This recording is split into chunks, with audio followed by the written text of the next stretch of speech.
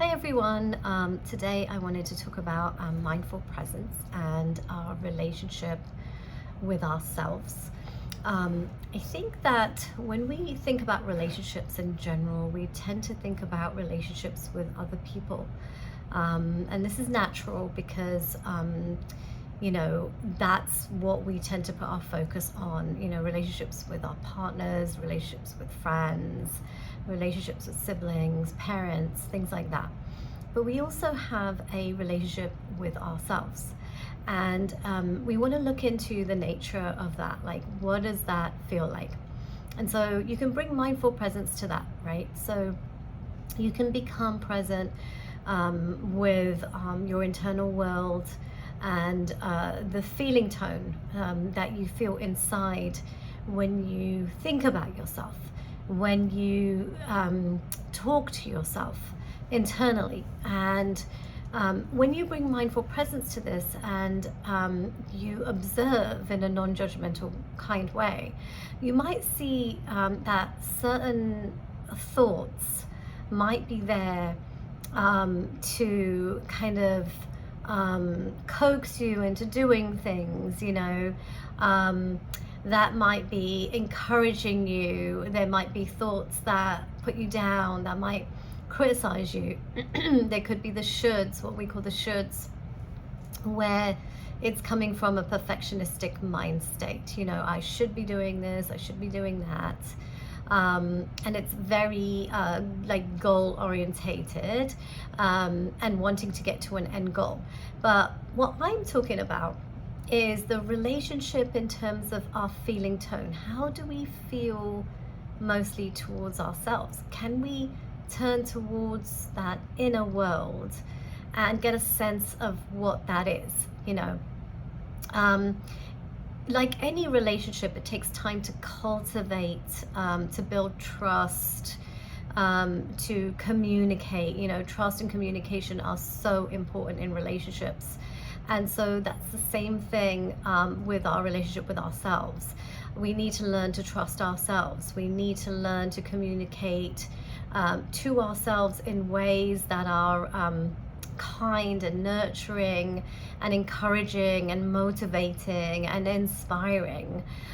So when you bring mindful presence to this in a relationship with yourselves, just check into what that feeling tone is, and it will change throughout the day, right? Like, so some times during the day you might have more of the shoulds going on. Other times of the day, you might be a bit more kinder to yourself. Notice when you are kind to yourself. Notice when that is happening. Is it when you are feeling overwhelmed that you're kind to yourself? Or do you tend to go to the shoulds? Are you kind to yourself when you've been hurt? Your feelings have been hurt by someone.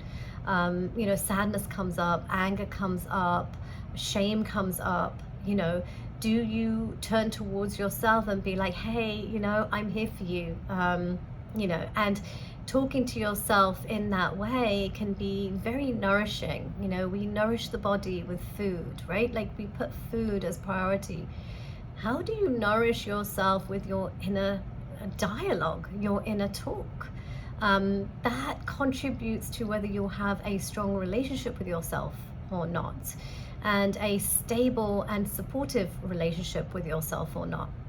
So just notice those things and don't judge yourself for them. Know that a lot of this inner talk that we have and the thoughts that we have towards ourselves come from our attachment relationships. So our first primary attachment relationships are with our parents, and siblings. And so however they spoke to us, we could also be speaking to ourselves in that same tone. And if you notice how that might have caused a ripple effect inside of you when those people talk to you a certain way, notice how you're doing the same thing to yourself, and make an intention to change that. Make an intention to, have a different dialogue with yourself, one that is wiser, one that is like a wise elder even, you know, or an ancestor or a grandparent who was there for you unconditionally. And that's what we're aiming for when it comes to, in a talk, in a dialogue, our relationships with ourselves, is finding that inner wise guide, an inner kind, supportive friend. A lot of Buddhist psychotherapists talk about befriending the mind. You know, we can befriend our mind, we can befriend ourselves and become like the best friend that we always wanted, and we can become our own best friend. And throughout life, whatever we're going through, you know, this companion, this inner best friend is there for you anytime. And you can tap into how, you know, that feeling tone is. You know, how would a best friend talk to you? How would a wise elder talk to you? And use that to, you know, just handhold yourself through anything that you are going through in life. And you will feel like you have this constant companion, and it will feel very rewarding. So I hope that helps.